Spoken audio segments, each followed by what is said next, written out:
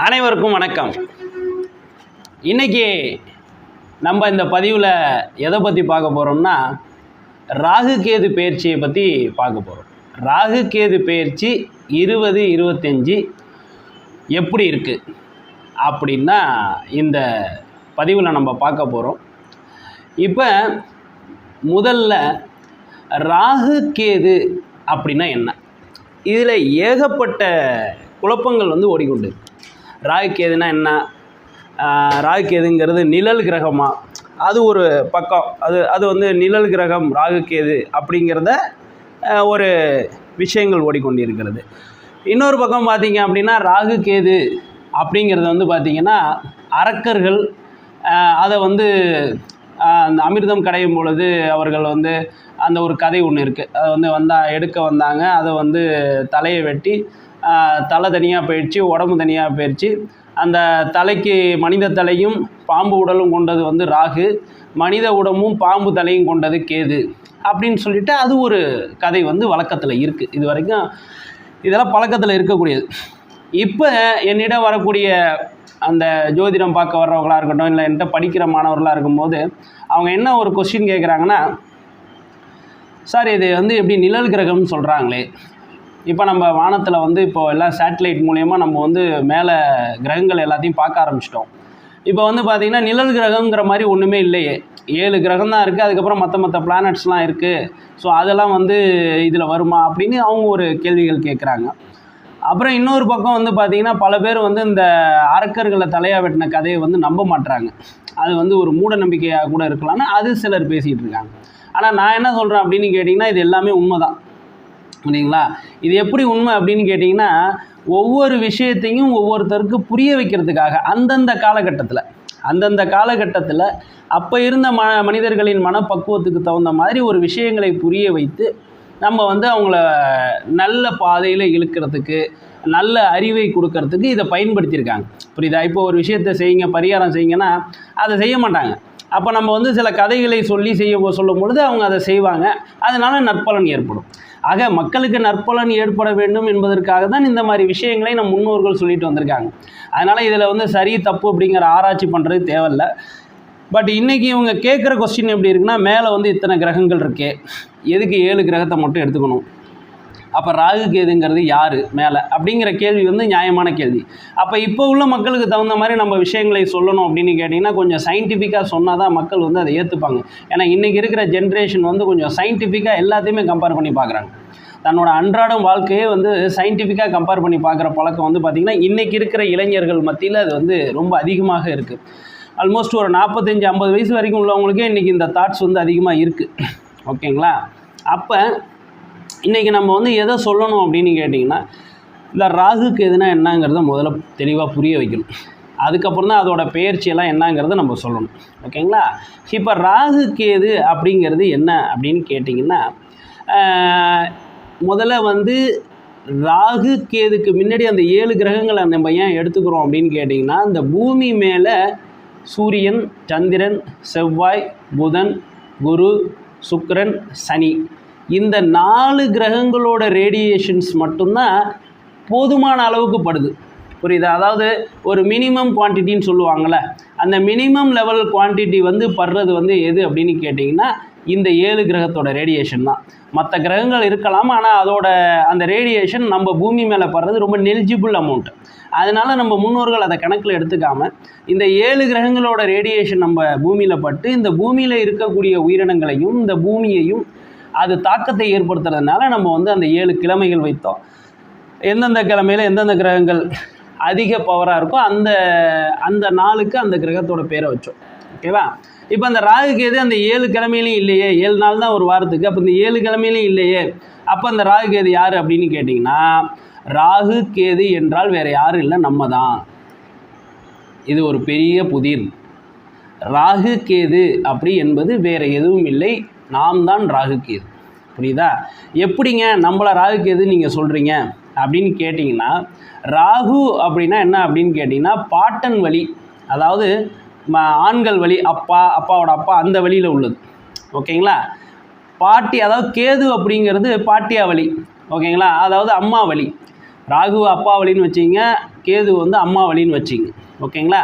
So இந்த வழியில் ஜெனட்டிக்கலாக transfer ஆகி வந்துக்கிட்டே இருக்கும்ல, பாட்டன் பூட்டி பரம்பரை வரைக்கும் 7வது தலைமுறையே பரம்பரைன்னு நம்ம சொல்லுவோம். ஓகேங்களா? பரன்னா தாத்தா, பறைன்னா பாட்டி, அதாவது 7வது தலைமுறையில் உள்ளவங்க அவங்க. ஓகேங்களா? ஸோ இந்த மாதிரி முறை, இதுக்கு நம்ம ஒரு தனி வீடியோ போடுறேன். ஏன்னா அதை பேசணும்னா அது ரொம்ப டைம் இழுத்துட்டு போயிடும். அது நான் தனியாக வீடியோ போடுறேன். ஸோ இப்போ இந்த வகையில் அப்பா வகையில் உள்ள முன்னோர்கள், ஏன்னா அவங்க 2 பேரும் கிராஸ் ஆகி தான் நம்ம அப்பா வந்திருப்பார். அதேமாரி அவங்க 2 பேர் பரம்பரையிலேருந்து அப்படியே பாட்டன் பூட்டி அப்படியே கிராஸ் ஆகி தான் நம்ம வந்து அம்மா வந்திருப்பாங்க. ஸோ இப்போ இந்த அப்பா வழி ஒன்று, அம்மா வழி ஒன்று, அப்பாவும் அம்மாவும் சேர்ந்து பிறக்கிறது தான் நம்ம. ஓகேங்களா? அப்போ இந்த பக்கம் உள்ள ஜெனட்டிக்கும் ட்ரான்ஸ்ஃபர் ஆகும், இந்த பக்கம் உள்ள ஜீனும் ட்ரான்ஸ்ஃபர் ஆகும். ஓகேவா? ஸோ இந்த 2 ஜீனும் சேர்ந்து ஒரு புது காம்பினேஷனில் நம்ம பிறக்கிறோம்.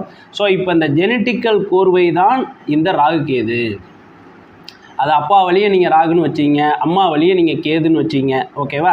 ஸோ இப்படி தான் நம்ம பார்ப்போம். ஜாதகம் பார்க்கும்போது 5ல் ராகு இருந்துச்சுன்னா பாட்டனார் பிள்ளையாக பிறப்பான்னு சொல்லுவாங்க. கேது இருந்துச்சுன்னா தடைப்பட்டு குழந்தை பிறக்கும். இல்லைன்னா என்ன ஆகுன்னா அந்த பாட்டியா வழியில் உள்ளவங்களே திருப்பி பிறப்பாங்க. அப்படிலாம் நம்ம நிறைய சொல்லியிருக்கோம். ஸோ அது எதை வச்சுன்னா இந்த மாதிரி கான்செப்ட் வச்சு தான். அப்போ என்ன ஆகுது, ராகு கேது, அதாவது 2 முன்னோர் அம்மா அப்பாவோட அந்த ஹைரிங்ஸ் அப்படியே என்ன ஆகுதுன்னா ஜெனட்டிக்காக நம்மள்கிட்ட ட்ரான்ஸ்ஃபர் ஆகுது. ஆக ஒரு குழந்தை கருவாகும்போது எப்படி கிடக்கும்னு கேட்டிங்கன்னா ஒரு பாம்பு மாதிரி தான் வயிற்றுக்குள்ளே கிடக்கும். எந்த உயிரினத்தோட கருவும் முதலில் உருவாகும் பொழுது ஒரு பாம்பு மாதிரி தான் இருக்கும். அதுக்கப்புறம் தான் அதில் கண்ணு காது மூக்கெல்லாம் வச்சுட்டு அது ஒரு உயிரினமாக மாறும். அதை வச்சு நம்ம இந்த உயிரினங்கிறத நம்ம ஐடென்டிஃபை பண்ணுறோம். ஓகேங்களா? அதே மாதிரி மனிதனுக்கு முதலில் ஒரு பாம்பு மாதிரி தோரணை தான் இருக்கும். அதுக்கப்புறம் அது வந்து கண்ணு காது மூக்கெல்லாம் வச்சுட்டு வரும். ஓகேவா? அப்போ ராகு கேதுங்கிறது வேறு யாருமே கிடையாது, நம்ம முன்னோர்கள், நம்மளோட ஜீன் டிரான்ஸ்ஃபர்மேஷன். புரியுதா? இது வந்து பரம்பரை தோஷம்னு சொல்கிறாங்களே, பூர்வீக தோஷம், பரம்பரை தோஷம், உங்கள் குடும்ப வழியாக வர்ற தோஷம், இதை தான் ராகு கேது தோஷம்னு சொல்லுவாங்க. அப்போ குடும்ப வழியாக வருதுன்னா எப்படி வரும்? நம்மளோட ஜெனட்டிக்கல் மூலியமாக தான் வரும். இதுதான் சயின்டிஃபிக்காக நம்ம சொல்லக்கூடிய ஒரு அத்தாட்சி. ஏன்னா இன்றைக்கி இருக்கிற காலகட்டங்கள் இதை நிறைய மூட நம்பிக்கைன்னு சொல்லி இன்றைக்கி இருக்கிற யங்ஸ்டர்ஸ் போயிட்டுருக்காங்க. இது மூட நம்பிக்கை கிடையாதுங்க. இது அந்த காலத்தில் உள்ள மனிதர்களுக்கு புரிகிற மாதிரி சொன்னாங்க. அந்த காலத்தில் ஜீன்ஸை பற்றியெல்லாம் பேசினா யாருக்கும் தெரியாது. இன்றைக்கி எல்லாருக்கும் தெரியும். புரியுதா? ஜெனட்டிக்கல் டிரான்ஸ்ஃபர்மேஷன், இது ஜீன்ஸு அப்படின்னு சொல்லிட்டு நிறையா இப்போ ஒரு 20 வருஷமாக 2000லேருந்து எல்லாருமே இதை வந்து பேசிகிட்டு இருக்காங்க. ஜீன்ஸை பற்றி இன்றைக்கி எல்லாருக்குமே தெளிவாக தெரிஞ்சிருக்கு. அப்போ இது பரம்பரையாக வரக்கூடியது தான், ஜெனட்டிக்கல் டிரான்ஸ்ஃபர்மேஷன் தான் இந்த ராகு கேது என்பது.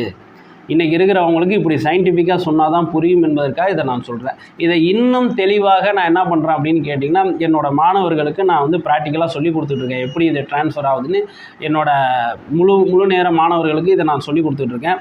இதில் எப்படி நீங்கள் கிளாஸ் சேரணும் அப்படின்னு சொல்லிட்டு சில பேர் கேட்குறீங்க. அதுக்கு ஒரு தனி வீடியோ போட்டு அதோட லிங்க்கை நான் கீழே வச்சுருக்கேன். இதில் என்ன கிளாஸ் எடுக்கிறோம், அது எப்படி நாங்கள் சர்டிஃபிகேட் கொடுக்குறோம், என்னென்ன புக்ஸு, சிலபஸ்ஸு அதையெல்லாம் இருக்குது அப்படிங்கிறத நான் தனி வீடியோ போட்டிருக்கேன். அந்த வீடியோவை பார்த்து இந்த கோர்ஸை பற்றி நல்லா தெரிஞ்சுக்கிட்டு விருப்பம் உள்ளவங்க நேர்லையோ இல்லை ஆன்லைன் மூலியமாகவோ எங்கள்கிட்ட சேர்ந்து படிக்கலாம். ஓகேங்களா? ஸோ இது போதுமான விளக்கம்னு நினைக்கிறேன் இந்த கட்டத்துக்கு. ஓகேங்களா? இதுக்கு மேலே விளக்கம் வேணும் என்றால் நீங்கள் யூ கேன் கெட் கிளாஸஸ். இந்த கிளாஸஸ் வரும்பொழுது தான் என்னால் இதை விட விளக்கமாக உங்களுக்கு ப்ராக்டிக்கலாகவே இந்த விஷயத்தை பற்றி சொல்லிக் கொடுக்க முடியும். ஓகே, அதனால் ஒரு விஷயத்தை ஆழமாக புரிந்து கொள்ளுங்கள். ராகு கேது என்பது நம்மளோட பரம்பரை. ஓகேங்களா? நம்மளோட வம்சம், நம்மளோட ஜெனட்டிக்கல் டிரான்ஸ்ஃபர்மேஷன், அப்பா அம்மாட்டேருந்து நமக்கு வந்து ஜெனட்டிக்கல் டிரான்ஸ்ஃபர்மேஷன். ஸோ அது ராகு கேதுங்கிறது நம்ம தான். ஓகேங்களா? இப்போ அந்த ராகு கேதுவாக இருக்கக்கூடிய நம்மளை தான் இது நாகலோகம் என்று சொல்வார்கள். ஓகேவா? அப்போ நாகலோகம்ங்கிறத பூமியை நாகலோகம் என்றும் சொல்வார்கள். அப்போ இந்த பூமியில் நம்ம வசிக்கிறோம் அப்படிங்கும்போது இந்த பூமியே ராகு கேதுவாக செயல்படுகிறது. ஓகேவா? இப்போ ஃபார் எக்ஸாம்பிள் ராகு கேது வந்து தலைகீழ தான் போகும்னு சொல்லுவாங்க. ஓகேங்களா? ராகு கேது தலைகீழ தான் போகுது, மற்ற கிரகங்கள்லாம் வலதுபுறமாக சுற்றும், ராகு கேது மட்டும் இடதுபுறமாக சுற்றி வரும்னு சொல்லுவாங்க. அது எப்படின்னு கேட்டிங்கன்னா, இப்போ ட்ரெயினில் போகும்போது நீங்கள் நிற்கிற ட்ரெயினில் நிற்கிறீங்க, இந்தாண்ட ஒரு ட்ரெயின் வேகமாக போணுச்சுன்னா நம்ம பின்னாடி போகிற மாதிரி ஒரு ஃபீல் ஏற்படும். அதுதான் அந்த ராகு கேதுங்கிறது. நம்ம பூமியில் ஸ்டாக்னண்ட்டாக வச்சுக்கிட்டு மற்ற கிரகங்களை சுற்றுறதை வச்சு நம்ம கணிக்கிறோம். அதுதான் இந்த பஞ்சாங்கங்கிறது. அப்படி கணிக்கும் போது நம்ம வந்து பின்னாடி போகிற மாதிரி இருக்கும். ஏன்னா மற்றவங்களாம் வலதுபுறமாக சுற்றும் போது நம்ம பின்னாடி போகிற மாதிரி இருக்கும், இடதுபுறமாக போகிற மாதிரி இருக்கும். அதுதான் இந்த ராகு கேது இடதுபுறமாக போகிறதுக்கான எக்ஸ்ப்ளனேஷன். ஸோ இந்த வீடியோவில் இந்த அளவுக்கு தான் நம்ம எக்ஸ்ப்ளனேஷன் கொடுக்க முடியும். ஏன்னா அது ஒரு 15 நிமிஷத்துக்குள்ளே இந்த வீடியோ நம்ம கொடுக்கணும். ரொம்ப டீட்டெயிலாக போகிறதுக்கான சூழல் இப்போ இந்த வீடியோவில் இல்லை. இது நம்ம நேரடி வகுப்பில் நம்ம இதை பற்றி இன்னும் டீட்டெயிலாக பார்க்கணும். இப்போ உங்களுக்கு இது புரிஞ்சிருக்கும்னு நினைக்கிறேன். ராகு கேதுனா என்ன, ஏன் வந்து ராகு கேது தலைகீழ சுற்றுது அப்படிங்கிற விஷயங்கள்லாம் உங்களுக்கு புரிஞ்சிருக்கும்னு நினைக்கிறேன். ஸோ இப்போ இந்த ராகு கேதுக்கு பரிகாரம் எப்படி சார் செய்கிறது? நான் சொல்லிட்டேன், ராகு கேதுங்கிறது நம்மளோட ஜெனட்டிக்கல் ட்ரான்ஸ்ஃபர், நமக்குள்ளே தான் இருக்குது, நம்மளோட ஜீன் தான் அது. ஓகேங்களா? அப்போ இதை சரி பண்ணணும்னா அப்படின்னா என்ன பண்ணணும் அப்படின்னு கேட்டிங்கன்னா, நீங்கள் கோயிலுக்கு போனால் மட்டும் இது ஆகாது. ஓகேவா? ஸோ கோயிலில் போனால் என்ன நடக்குதுங்கிறத நான் தொடர்ந்து சொல்கிறேன். இப்போ என்ன பண்ணணும்னா, ஃபஸ்ட்டு மெடிடேஷன், தியானம் செய்ய வேண்டும். ஏன்னா கேது என்பது உங்களுக்கு வந்து என்னன்னு கேட்டிங்கன்னா மனநிலையை பாதிக்கக்கூடிய அமைப்பு கொண்டது. ஜெனட்டிக்கலி உங்களுக்கு அந்த மனநிலை பாதிப்பு இப்போ நீங்கள் நிறையா பார்த்துருப்பீங்க. இப்போ ஏதாவது திடீர்னு மனக்கோளாறு வந்துச்சுன்னா என்ன சொல்லுவாங்கன்னா, உங்கள் பரம்பரையில் யாராவது இந்த மாதிரி ஏற்கனவே ப்ராப்ளம் வந்திருக்கான்னு டாக்டர் கேட்பாங்க. ஓகேவா? ஏன் அப்படின்னு கேட்டிங்கன்னா ஜெனட்டிக்கல் டிரான்ஸ்ஃபர்மேஷன். ஓகேவா? ஒரு இப்போ கேன்சர் வந்துச்சு அப்படின்னு கேட்டிங்கன்னா ஏற்கனவே உங்கள் பரம்பரையில் ஏதாவது அந்த வியாதி இருக்கா அப்படின்னு கேட்குறாங்க. ஓகேவா? அது ராகுவை குறிக்கும். உடல் சம்மந்தப்பட்ட வியாதியை குறிக்கக்கூடியது ராகு, மன சம்மந்தப்பட்ட வியாதியை குறிக்கக்கூடியது கேது. ஓகேங்களா? அப்போ இந்த ராகு கேதுங்கிறது வந்து பார்த்தீங்க அப்படின்னா நமக்கு மனக்கலக்கத்தை ஏற்படுத்துவார் கேது, உடல் வியாதியை ஏற்படுத்துவார் ராகு. அப்போ கேதுக்கு நீங்கள் மெடிடேஷன் பண்ண வேண்டும், தினமும் தியான முறையில் ஈடுபட வேண்டும். ஓகேவா? அதேமாரி யோகா போன்ற பயிற்சியில் நீங்கள் ஈடுபடும் போது ராகுவால் ஏற்படக்கூடிய வியாதிகள் குறையும். ஏன்னா உடல் ராகு, உடல் பாம்பாக இருந்துச்சுன்னா ராகுன்னு சொல்லியிருக்காங்க. நம்ம ஏற்கனவே கதையிலலாம் நீங்கள் கேட்டிருப்பீங்க. உடல் பாம்பாக இருந்தால் அது ராகு, தலை பாம்பாக இருந்தால் கேது. தலையில் என்ன இருக்குது? மூளை இருக்குது. ஓகேவா? அதுதான் கேது. ஸோ அதை வந்து நீங்கள் நார்மலாக வச்சுக்கணும் அப்படின்னு கேட்டிங்கன்னா மெடிடேஷன் செய்வது மூலியமாக கரெக்டாக இருக்கும். அந்த புனைக்கதைகளை நாம் ஒற்று பார்த்து நம்ம விஷயத்தை புரிந்து கொள்ள வேண்டும். புரியுதா உங்களுக்கு? நம்ம சும்மா அவங்க சொன்னதையே பேசிக்கிட்டு இருக்கிறதுனால பல பேர் அது மூட நம்பிக்கையினும் இந்த ஜோதிடத்தை ஒதுக்கக்கூடிய சூழ்நிலையும் இருக்குது. நல்ல எஜுகேட்டட்லாம் வந்து இந்த ஜோதிடத்தை கொஞ்சம் கொஞ்சமாக ஒதுக்குறாங்க. ஒதுக்கக்கூடாது. ஓகேவா? இதுக்குள்ளே இருக்கக்கூடிய சயின்ஸ் பேக்ரவுண்டை பார்க்கணும். ஓகேவா? பார்க்கும் பொழுது தான் இது இவ்வளோ அற்புதமான விஷயம், இத்தனாயிரம் வருஷத்துக்கு முன்னாடியே நம்ம முன்னோர்கள் இதை கண்டுபிடிச்சி சொல்லியிருக்காங்கிற அந்த பெருமை உங்களுக்கு தெரியும். அதுக்கப்புறம் தான் அதை ஃபாலோ பண்ண ஆரம்பிப்பாங்க. இல்லைன்னா நம்ம கலாச்சாரமே அழிஞ்சு போயிடும். இந்த மாதிரி ஒவ்வொன்றா நம்ம வந்து அப்படியே ஒதுக்கிக்கிட்டே போயிட்டு இருந்தோம் அப்படின்னா கலாச்சாரம் அழிஞ்சு போயிடும். உங்களுக்கு அது மனசு ஏற்றுக்கலை அவங்க சொல்கிற கதை அப்படின்னு கேட்டிங்கன்னா, அது கதைக்கு பின்னாடி இருக்கக்கூடிய அறிவியலை பார்த்து புரிந்து கொண்டு அதை நீங்கள் செய்யும் பொழுது அது இன்னும் நீங்கள் அடுத்தடுத்த கட்டத்துக்கு கொண்டு போயிட்டே இருக்கலாம். இல்லைன்னா நம்மளோட கலாச்சாரம் அழிந்துடும். கலாச்சாரம் அழிஞ்சுட்டால் எல்லாமே அழிந்து விடும். ஓகேவா? அதனால் இதை நம்ம முன்னோர்கள் நம்ம கொடுத்ததே நம்ம பாதுகாக்க வேண்டியது நம்ம கடமை. அது எனக்கு தெரிஞ்ச வரைக்கும் நான் உங்கள்கிட்ட சொல்ல வேண்டியது என்னோடய கடமைன்னு நினச்சி நான் சொல்லிக்கிட்டு இருக்கேன். ஓகேங்களா? ஸோ இப்போ இந்த ராகுக்கு நான் சொல்லிட்டேன், உங்களுக்கு யோகா போன்ற பயிற்சிகளை செய்ய வேண்டும். கேதுக்கு வந்து பார்த்திங்கன்னா தினமும் மெடிடேஷன், இது ரெண்டும் டெய்லி பண்ணிட்டு வர இந்த ராகு கேது தோஷங்கிறது உங்களுக்கு பெருசாக பாதிக்காது. சரி சார், இப்போ இதுக்கு வந்து பரம்பரையாக வர்ற வியாதி, முன்னோர்கள் செய்த பாவம்னா நமக்கு வருதுன்னா வரும். ஆமாம், அது ஜெனட்டிக்கல் மூலயமா நமக்கு டிரான்ஸ்ஃபர் ஆகி நம்ம அதை அனுபவிக்கக்கூடிய சூழ்நிலையை கொடுக்குது. ப்ராக்டிக்கலாக அப்படி தான் நடந்துகிட்ருக்கு, அதெல்லாம் இல்லைன்னு சொல்ல முடியாது. அப்போ அதை எப்படி சார் சரி செய்கிறது அப்படின்னு கேட்டிங்கன்னா, ஃபஸ்ட்டு மெடிடேஷன் அண்ட் யோகா செய்யும் பொழுது உங்களுக்கு மனசு, புத்தி, உடம்பு மூணும் ஒரு கோட்டில் வரும்போது அந்த வரக்கூடிய பிரச்சனைகளை நம்மளால் தவிர்த்து கொள்ள முடியும். Point number 1. பாயிண்ட் நம்பர் 2, நீங்கள் என்ன பண்ணணும்னா வழிபாட்டு ஸ்தலங்களுக்கு போகணும். ராகு கேதுக்குன்னு இருக்கக்கூடிய வழிபாட்டு ஸ்தலங்கள். அந்த வழிபாட்டு ஸ்தலங்கள்ங்கிறது என்ன? இப்போ நம்ம பழைய ஒருங்கிணைந்த தஞ்சை மாவட்டத்தில் வந்து எல்லா கோயில்களும் இருக்குது. ஓகேங்களா? அந்த கோயில்களுக்கு நீங்கள் போவது சிறப்பு. ஏன்னா நம்ம முன்னோர்கள் அந்த முறைப்படி கட்டி வச்சுருக்காங்க. அந்த இடங்களில் வந்து நம்ம தியானம் செய்யும் பொழுது, சில முறைகளை கையாளும் பொழுது இந்த தோஷம் விலகும் என்ப அந்த சத்தியத்தை அவர்கள் நிலைநாட்டி வைத்து உள்ளார்கள்.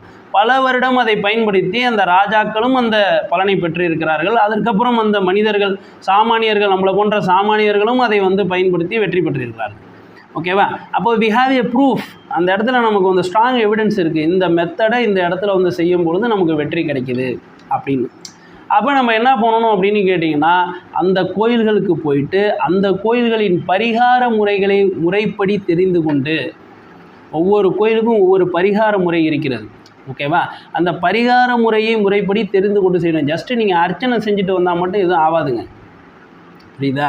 பரிகார முறை ஒவ்வொரு கோயிலுக்குன்னு இருக்குது. அங்கே இருக்கிற அந்த அர்ச்சகர்கள்ட்ட, குருமார்கள்ட்ட நீங்கள் போய் இந்த மாதிரி வந்து என்னங்க இது எக்ஸாக்டாக இந்த கோயிலில் நம்ம செய்யணும்னு கேட்டுக்கிட்டு, உடல், மனசு, புத்தி இது மூணுத்தையும் நீங்கள் வந்து கட்டுப்படுத்தி அந்த பரிகாரங்களை நீங்கள் குறைந்தது 48 நாட்கள் செய்து வரும்பொழுது தான் இந்த ராகு கேது தோஷம் முழுமையாக அகலும். இல்லைன்னா அது உங்கள் குழந்தைங்களுக்கும் அது வந்துடும். ஏற்கனவே அப்படி தான் சொல்லியிருப்பாங்க நிறையா ஜோசியர்கிட்ட. நீங்கள் ஜாதகம் பார்க்கும்போது உங்கள் ராகு தோஷம் உங்கள் முன்னோர்களுக்கு இருக்குது, அதனால் உங்களுக்கு வந்திருக்கும்பாங்க. புரியுதா? அது எப்படி வருதுன்னா இந்த ஜெனட்டிக்கல் டிரான்ஸ்ஃபர்மேஷன். அப்போ நீங்கள் இதை முறைப்படி களைஞ்சி எடுக்கலைன்னால் இது உங்களோட அடுத்த தலைமுறைக்கும் இது போகும். அந்த தோஷம் இருக்க இருக்க அது பிரச்சனையை கொடுத்துட்டு தான் இருக்கும், வளர்ச்சியை கொடுக்காது, ஏதாவது ஒரு பிரச்சனை கொடுத்துக்கிட்டு தான் இருக்கும். ஓகேங்களா? ஸோ இப்போ இதை நீங்கள் ஒன்று பரிகார ஸ்தலம், ஃபார் எக்ஸாம்பிள் திருநாகேஸ்வரம், கீழப்பெரும்பள்ளம், திருப்பாம்புரம், இந்த மாதிரி கோயில்களுக்கு வைத்து நீங்கள் முறைப்படி பரிகாரம் செய்யும் வகையில் அது வெற்றியை பெறும். ஏற்கனவே பரிகாரம்னா என்னன்னு நான் சொல்லியிருக்கேன். பரிகாரம் என்றால் நாம் செய்யக்கூடிய காரியத்தை மாற்றி செய்வது. எதுக்கு தகுந்த மாதிரி மாற்றி செய்வது? அந்த கோயிலில் ஒரு முறை இருக்கும், அந்த முறைப்படி மாற்றி செய்வது தான் பரிகாரம். ஃபார் எக்ஸாம்பிள் நார்மலாக நடப்போம், ஒரு கோயிலுக்கு போனால் அடி பிரதர்ஷனம் பண்ணுவோம், அது பேர் பரிகாரம். நார்மலாக நடக்கிறது மாறுதில்ல. ஆக அந்த இடத்துக்கு தகுந்த மாதிரி மாற்றி நம் இயல்பு செயல்களை செய்வது, அதாவது இயல்பு செயல்களை அந்த இடத்துக்கு தகுந்த மாதிரி மாற்றி செய்வது தான் பரிகாரம். ஓகேவா? வெறும் அர்ச்சனை பண்ணுறது பரிகாரம் கிடையாதுங்க. நிறைய பேர் தப்பாக நினச்சிக்கிட்டு இருக்கீங்க. அதனால் ரிசல்ட் இல்லை. நாங்களும் இத்தனை வருஷமாக பார்த்துட்ருக்கோம், அதில் ஒன்றும் ரிசல்ட் கிடையாது. ஸோ அதனால் முறைப்படி செய்தீர்கள் என்றால் தான் அது ரிசல்ட் கிடைக்கும். அர்ச்சனை என்பது நான் உன்னை தரிசித்து செய்திருக்கிறேன் அப்படின்னு இறைவனுக்கு கொடுக்கக்கூடிய ஒரு அச்சாரம், அவ்வளோதானே தவிர்த்து அதை தாண்டின ஸ்டெப்பு நீங்கள் எடுத்திங்கன்னா தான் அது வெற்றி பெறுமே தவிர்த்து இந்த வெறும் நீங்கள் இப்போ வந்துட்டு போனேங்கிறத மட்டும் சொன்னால் எந்த பிரயோஜனமும் இருக்காது. ஓகேவா? இது ஒன்று. இதுக்கப்புறம் இந்த ராகு கேது, நான் எங்கள் ஊரில் நாங்கள் வெளிநாடுகளில் இருக்கோம், இல்லை வெளி ஊர்களில் இருக்கோம், எங்களால் இந்த தஞ்சை மாவட்ட பகுதிக்கு வர முடியல அப்படின்னு நீங்கள் நினச்சிங்க அப்படின்னா நீங்கள் எங்கே போகணும் அப்படின்னு கேட்டிங்கன்னா, அவங்கவுங்க ஊரில் இருக்கக்கூடிய சிவன் கோயிலில் நவகிரக ஸ்தலங்கள் இருக்கும். அங்கே இருக்கக்கூடிய ராகு கேதுக்கு நீங்கள் அந்த சிவனை வழிபட்டு விட்டு அந்த ராகு கேதுவை வழிபடுவது சிறப்பு. பொதுவாக எங்கே போனாலுமே முதல்ல சிவனை தரிசித்து விட்டு அதுக்கப்புறம் தான் கிரகங்களை தரிசிக்கணும். இந்த ராகு கேதும் அப்படி தான் நீங்கள் தரிசிக்கணும். ஓகேவா? அப்போ உங்கள் ஊரில் இருக்கக்கூடிய அந்த சிவஸ்தலத்தில் இருக்கக்கூடிய நவகிரக ஸ்தலத்தில் ராகு கேதுக்கு நீங்கள் பூஜை செய்து கொண்டால் சிறப்பு கொடுக்கும். ஓகேவா? இதில் முக்கியம் மெடிடேஷனும் யோகாவும் தான். இந்த சிவன் கோயிலில் நம்ம பொதுவாக பார்த்திங்கன்னா நேராக போனோம்னா வழிபாட்டை மட்டும்தான் பார்க்க வேண்டும். அங்கே இருக்கிற பரிகார முறைகளை செய்ய வேண்டும், தியானம் செய்ய வேண்டும், அமைதி காத்து மிகவும் அமைதியாக வழிபட்டு வர வேண்டிய ஸ்தலம் அது. அது பல சித்தர்கள் அங்கே இருப்பாங்க. அது நம்ம ஆர்ப்பாட்டம் செஞ்சு விளையாடக்கூடிய இடம் கிடையாது. ரொம்ப பேர் பார்த்திங்க அப்படின்னா கோயிலுக்கு வர்றது நம்ம எஸ்கர்ஷன் வர்ற மாதிரி வருவாங்க. அப்படிலாம் இருக்கக்கூடாது. அது அமைதியாக, சுத்தமாக, நிம்மதியாக, ஒரு தனிமையை விரும்பி நம்ம அந்த இடத்துல தியானம் செய்து இருக்கும் பொழுது தான் அது சிறப்பை கொடுக்கும். சிவன் கோயிலுங்கிறது அந்த மாதிரி தான். அதில் இன்னும் நிறைய முறைகள் இருக்குது, அதை நான் தனி வீடியோவாக சொல்கிறேன். புரியுதா? அதேமாரி வழிபாட்டு முறைகள் அப்படின்னு பார்க்கும்போது பார்த்திங்க அப்படின்னா அதில் நிறையா லெவல் இருக்குங்க. ஒரே முறை மட்டும் கிடையாது, அதில் நிறையா லெவல் இருக்குது. ஒரு குறிப்புக்கு சொல்லணும் அப்படின்னு கேட்டிங்கன்னா, உயிரற்ற பொருள்லையே, புரியுதா, நம்ம இப்போ மலத்தை எடுத்துக்கலாம். புரியுதுங்களா? மலம் உயிரற்ற பொருள் அப்படின்னு நம்ம அதை எடுத்துக்கலாம். ஓகேவா? மலத்தை எல்லாருமே என்ன பார்ப்பாங்க, ஒரு மாதிரி மதிப்பு குறைவாக தான் பொதுவாக எல்லாருமே பார்ப்பாங்க. ஓகேவா? அந்த மலத்தை எடுத்துக்கலாம். ஓகேவா? அதே மாதிரி உயிருள்ள பொருள் எல்லாருமே எப்படி பார்ப்பாங்கன்னு கேட்டிங்கன்னா, புல் இருக்குல்ல, புல்லை பாட்டுக்கு அவன் பாட்டு மேய்ச்சிட்டு போவான். அதை பார்த்திங்கன்னா கொஞ்சம் மற்ற மரம் செடி கொடியை விட புல்லை தான் பார்த்திங்கன்னா எல்லாருமே ரொம்ப மதிப்பு குறைவாக நினைப்பார்கள். ஓகேவா? அப்படிப்பட்ட புல்லை எடுத்துக்கலாம். அப்போ இந்த மலத்தை பிடிச்சி, அதாவது சாணியை பிடிச்சி, மாட்டு சாணத்தை பிடிச்சி அதில் இந்த புல்லை எடுத்து சொருவி வச்சு அதை என்னை வழிபட்டாலும் நான் இருப்பேன் என்று சொல்கிறார் இறைவன். ஓகேயா?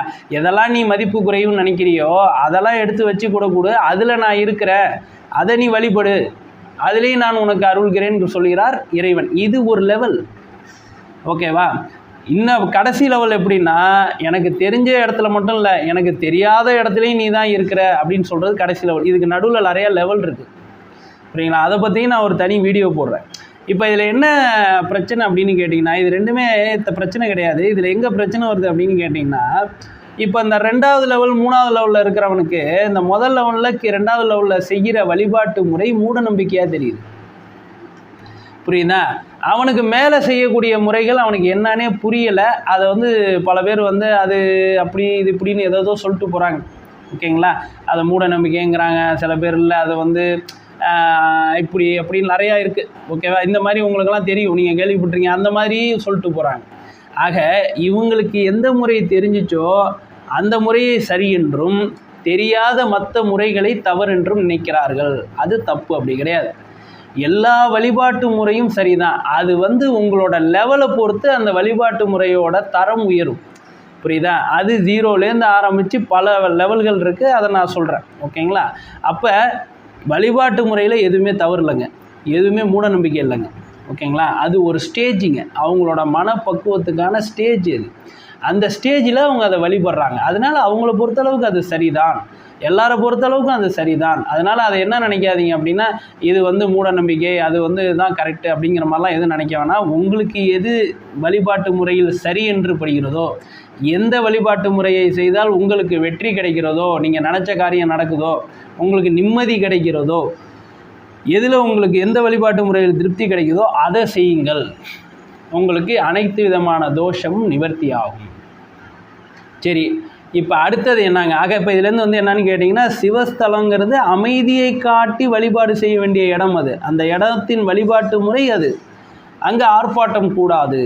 ஓகேவா? அங்கே என்ன வழிபாடு முறைகள் நம்ம முன்னோர்கள் சொல்லியிருக்காங்கன்னா அது எல்லாத்தையும் நீங்கள் சிறப்பாக செய்யலாம். ஓகேங்களா? அதில் எந்த விதமான மாற்றம் இல்லை. அங்கே போயிட்டு இந்த கதை பேசுகிறது, ஊர் கதை பேசுகிறது, அது பண்ணுறது இது பண்ணுறது, அந்த மாதிரி ஒரு மாதிரி விளையாட்டுத்தனமான வேலைகள்லாம் செய்கிறதெல்லாம் தவிர்த்து விட்டு தியான முறையிலிருந்து சிவபெருமானை நோக்கி நீங்கள் வழிபடும் பொழுது உங்களோட ராகு கேது தோஷம் கண்டிப்பாக விகழும். அதில் எந்த விதமான மாற்றம் இல்லை. எந்த கிரக தோஷமாக இருந்தாலும் அந்த கிரகஸ்தலத்துக்கு போய் நீங்கள் அந்த வழிபாட்டு முறையை செய்து தியானம் செய்யும்போது அந்த கிரக தோஷம் வழிபடும், கண்டிப்பாக விலகிவிடும். ஓகேவா?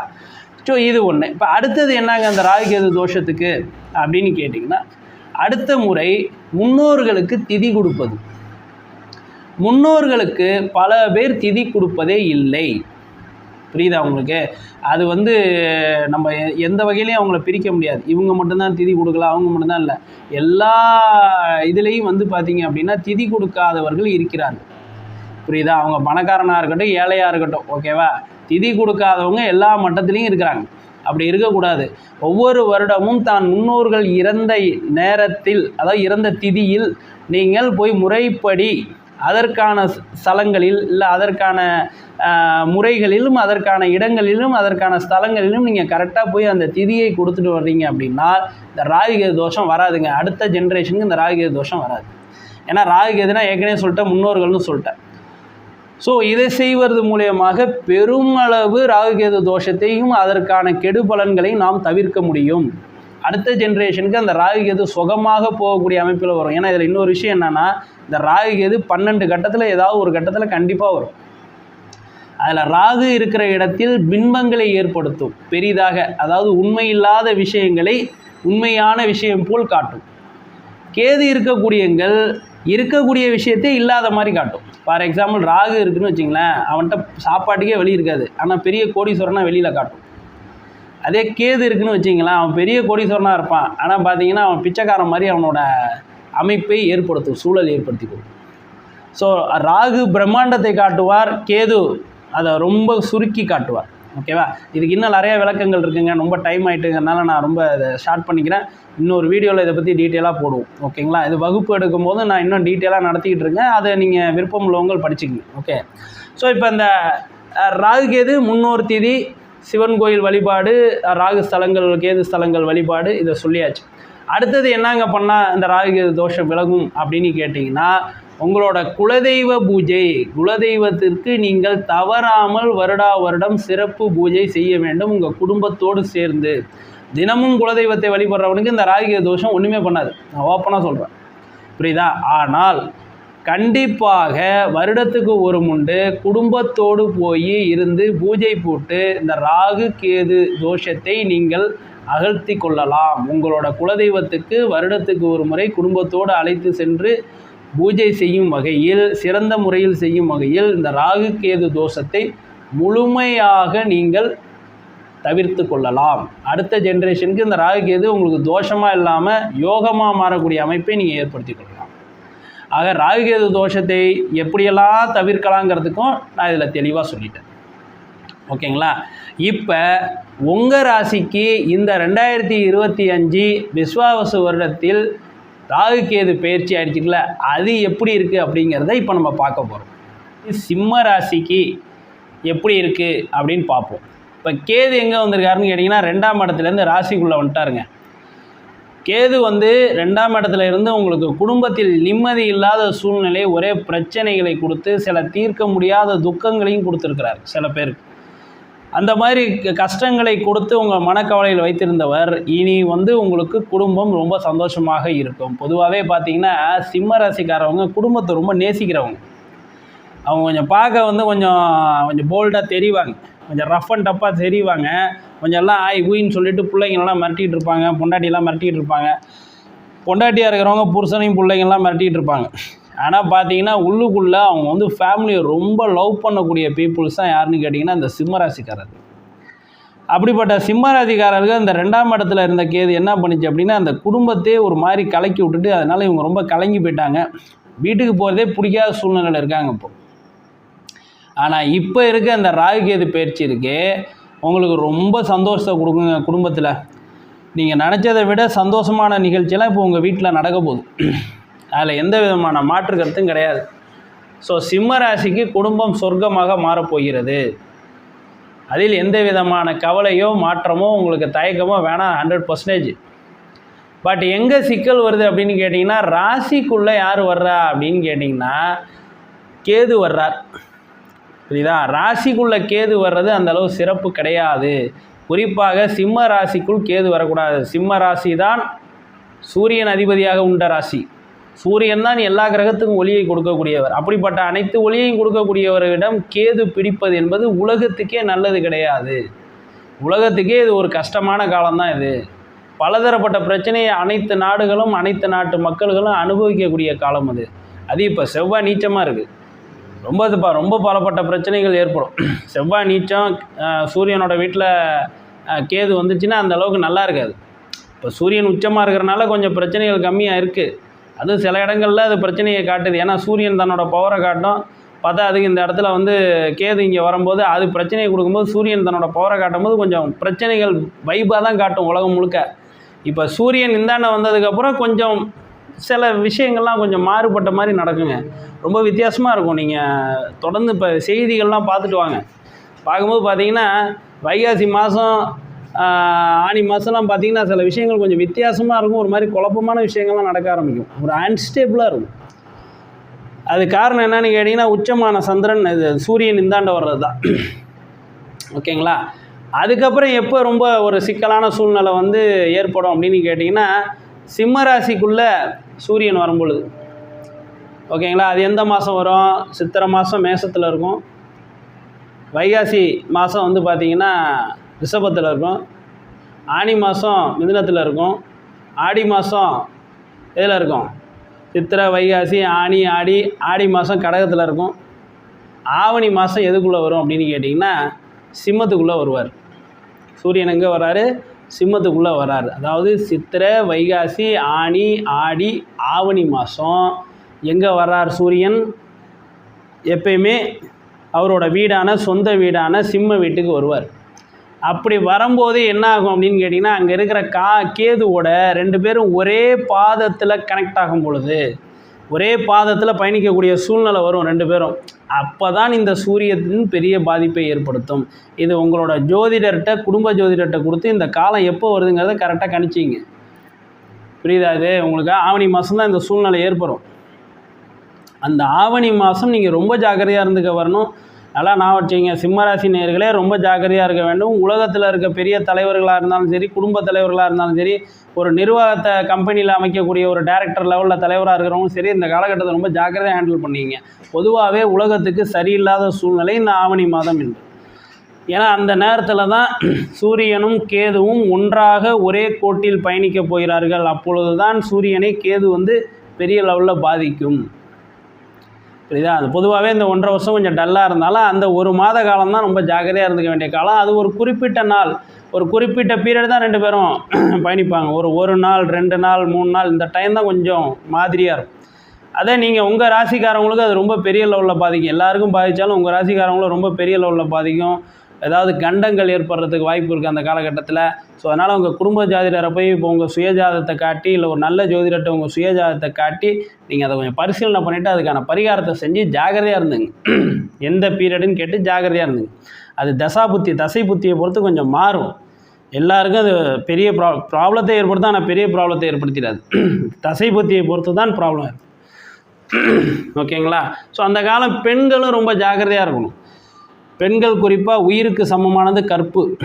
அந்த கற்பில் பாதிப்பு ஏற்படாமல் இருக்கணும் அப்படின்னா இந்த காலகட்டத்தில் நீங்கள் கொஞ்சம் ஜாக்கிரதையாக இருந்து கொள்ள வேண்டும். புரியுதா? மானத்தை ஒரு பெண்ணுக்கு குறிப்பது தன்னோட கற்பு தான் குறிக்கிறது. ஓகேவா? அதுக்கு காரணம் என்னென்னா, எப்படிப்பட்ட கலாச்சாரம் வந்தாலும் பெண்களே பெண்களின் கற்பை ஒரு தெய்வமாக மதிக்கக்கூடிய அமைப்பு தான் இன்று வரை இருந்து கொண்டிருக்கிறது. அதில் எந்த விதமான மாற்று கருத்தும் கிடையாது.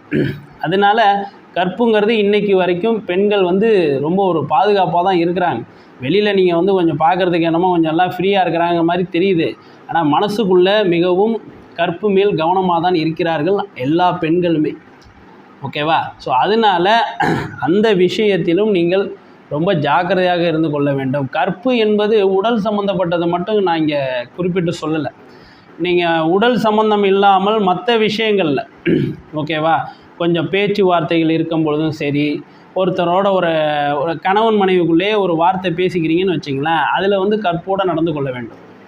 அதை நீங்கள் புரிஞ்சுக்கணும். அந்த கற்புனா உடல் சம்மந்தப்பட்ட விஷயத்தை மட்டும் பேசுகிறவங்க மாதிரி இங்கே கணக்கு கிடையாது. பெண்கள் பொதுவாக பார்த்திங்கன்னா ரொம்ப கொஞ்சம் வாய்க்கு வந்ததெல்லாம் பேசிடக்கூடாது. ஆண்கள் பேசுகிறத கூட பெருசாக எடுத்துக்க மாட்டாங்க, பெண்கள் பேசுகிறத பெருசாக எடுத்துப்பாங்க. அதனால் அந்த கற்புங்கிறது எல்லா இடத்துலையுமே பெண்கள் ஆண்களை விட அதிகமாக தான் நல்ல முறையில் தான் பயன்படுத்திட்டு வந்துட்டு இருக்காங்க. பட் அதை இன்னும் கொஞ்சம் நீங்கள் சரியாக பயன்படுத்திக்க வேண்டும். ஏன்னா இந்த காலகட்டம் சிம்மராசிக்காரர்களுக்கு அந்த மாதிரியான மனசங்கடங்கள் வரக்கூடிய அமைப்புகள் இருக்கிறது. ஓகேவா? அதனால் நீங்கள் கொஞ்சம் கேர்ஃபுல்லாக இந்த காலகட்டத்தில் இருந்துக்கிறது நல்லதுங்க. ஸோ உடல்நிலை, மனநிலை எல்லாத்தையுமே நீங்கள் அந்த கேது பயணிக்கக்கூடிய காலம் என்பதால் கொஞ்சம் ஜாக்கிரதையாக பார்த்துக்கிறது நல்லது. ஓகேங்களா? சரி, இன்னொரு பக்கம் யார் இருக்கா அப்படின்னு கேட்டிங்கன்னா, இப்போ ராசிக்குள்ளே கேது வந்துட்டார் அப்படின்னா 7ல் ராகு வந்துட்டார். 7ல் ராகு, 7 இடம்ங்கிறது யாரோட இடத்த குறிக்குது? 7ஆம் இடம் என்பது நட்பை குறிக்கிறது. நான் இப்போ தான் சொன்னேன், நம்மளோட வார்த்தையில் கற்பு தவறுற மாதிரி சூழ்நிலை ஏற்படும். ஓகேவா? அது எப்படி ஏற்படும்? 7ஆம் இடத்துல ராகு வந்துட்டார். நட்பு ஸ்தானத்தில் ராகு வரும்போது ராகு ஏதாவது வம்புழுத்து விடுவார். அது யாரோட வீட்டுக்கு வரார்? சனி பகவானோட வீட்டுக்கு வருகிறார். அப்போ சனி பகவானோட வீட்டுக்கு வரும்பொழுது என்ன ஆகும் அப்படின்னு கேட்டிங்கன்னா, இன்னும் வம்புழுத்து விடுவார். புரியுதா உங்களுக்கு? அப்போ அது இன்னும் கொஞ்சம் சிக்கலாம். 10ஆவதுக்கு சனி பகவான் அங்கேயே இருக்கிறார். 7ஆம் இடத்துல ஆல்ரெடி சனி பகவான் இருக்கிறார், கண்டக சனியாக இருக்கிறார். அவரோட இந்த ராகு சேரும் பொழுது இன்னும் மனசங்கடத்தை ஏற்படுத்துவார். அதன் மூலியமாக நீங்கள் வார்த்தை தவறக்கூடிய சூழ்நிலை ஏற்படலாம். இல்லை ஏதாவது ஒரு சங்கடமான சூழ்நிலை உங்களோட நட்புலையோ, கணவனோ, மனைவியோ, இல்லை பிஸ்னஸ் பார்ட்னர்ஸோ இதில் கொஞ்சம் மாதிரியான சங்கடங்கள் ஏற்பட வாய்ப்பு இருக்குது. அவர்கள் எல்லாமே உங்களுக்கு என்ன பண்ணுவாங்கன்னா, கொஞ்சம் இல்லாத புல்லாத இதையும் சொல்லி விடுவாங்க. இல்லை அவங்கள பற்றி இல்லாத புல்லாத வேறு யாராவது உங்கள்கிட்ட சொல்லி விட்டு அவங்களுக்குள்ளே உள்ள ரிலேஷன்ஷிப்பை கொஞ்சம் பிரிக்க பார்ப்பாங்க. ஸோ உங்களுக்குள்ளே இருக்கக்கூடிய இணக்கமான உறவு என்பது பிரியறதுக்கான சூழ்நிலையை ஏற்படுத்துவாங்க. அதை நீங்கள் இடம் கொடுத்துடக்கூடாது. ஓகேவா? அந்த விஷயத்தை நீங்கள் கவனித்து பார்த்து கொள்ள வேண்டும். சொல்கிறது புரியுதா உங்களுக்கு? ஸோ அதனால் என்னன்னு கேட்டிங்கன்னா, ஆணாக இருந்தாலும் சரி, பெண்ணாக இருந்தாலும் சரி, இப்போ வார்த்தையிலே நீங்கள் கற்பை காப்பாற்றக்கூடிய சூழ்நிலையில் வந்திருக்கீங்க.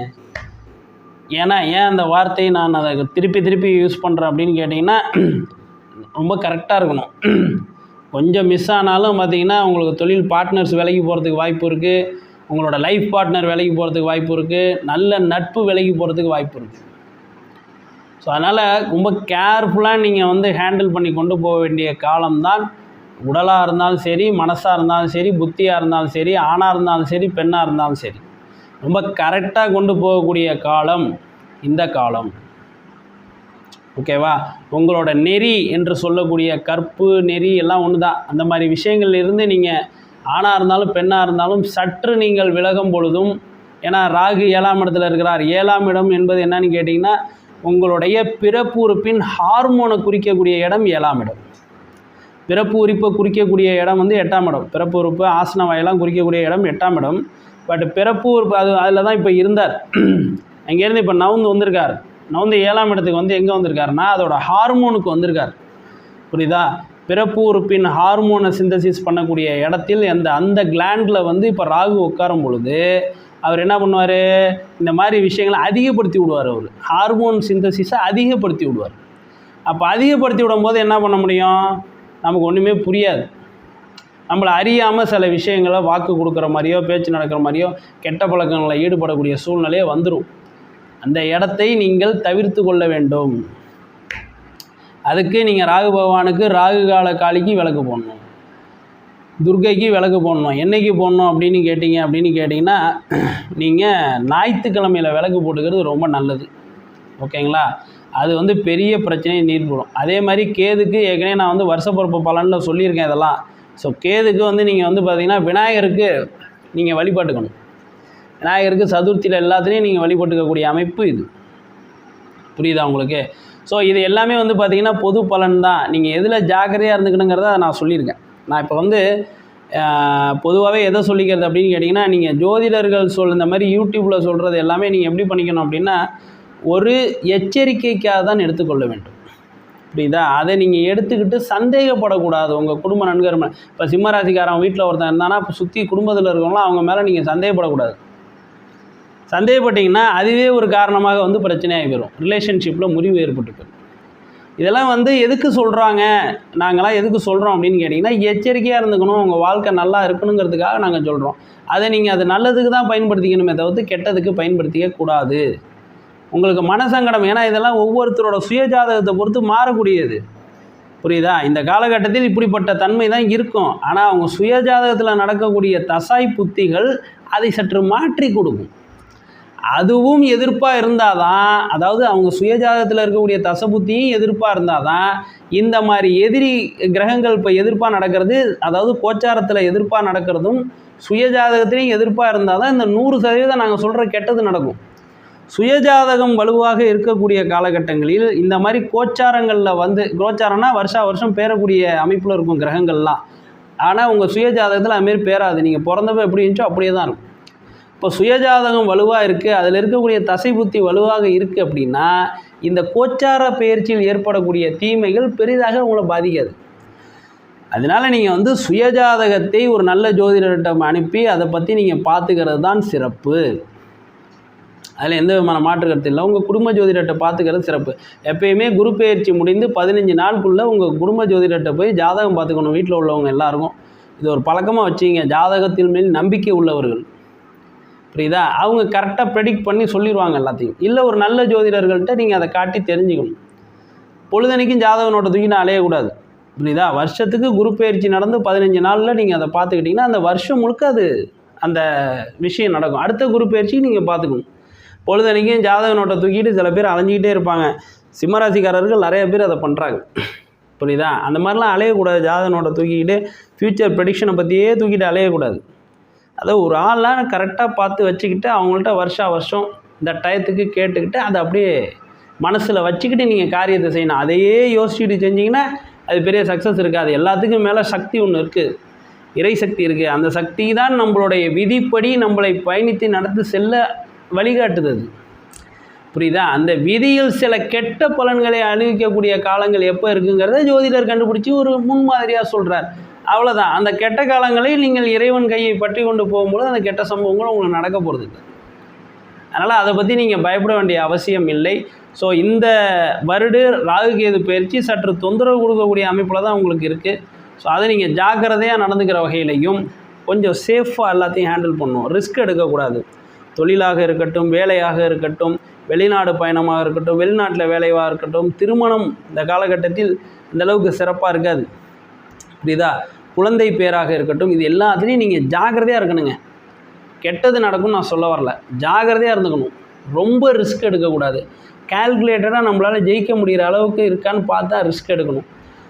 ஸோ அப்படி இருக்கிற வகையில் உங்களை நீங்களே கவனிச்சிக்கிற வகையில் யார் மேலேயும் நீங்கள் சந்தேகப்படாத வரைக்கும், யாரும் உங்கள் மேலே சந்தேகப்படாத அளவுக்கு நீங்கள் நடந்துக்கிற வரைக்கும் இந்த ராகுகேது பயிற்சி உங்களுக்கு எந்த இடங்கள்லையும் எந்த காரகத்துவத்திலையும் எந்த விதமான பிரச்சனையும் கொடுக்காது. ஓகேவா? நீங்கள் விநாயகர் பகவானை வழிபட்டு கொண்டு உங்கள் பிரதோஷ அன்னைக்கு சிவன் கோயிலில் நீங்கள் வந்து வலம் வர்ற வகையில், நந்திக்கு விளக்கு போடுற வகையில், நந்தி பகவானை வழிபடுற வகையில் இந்த ராகுகேது தோஷத்தை நீங்கள் கண்டிப்பாக நீங்கள் ஜெயிச்சிட முடியும்.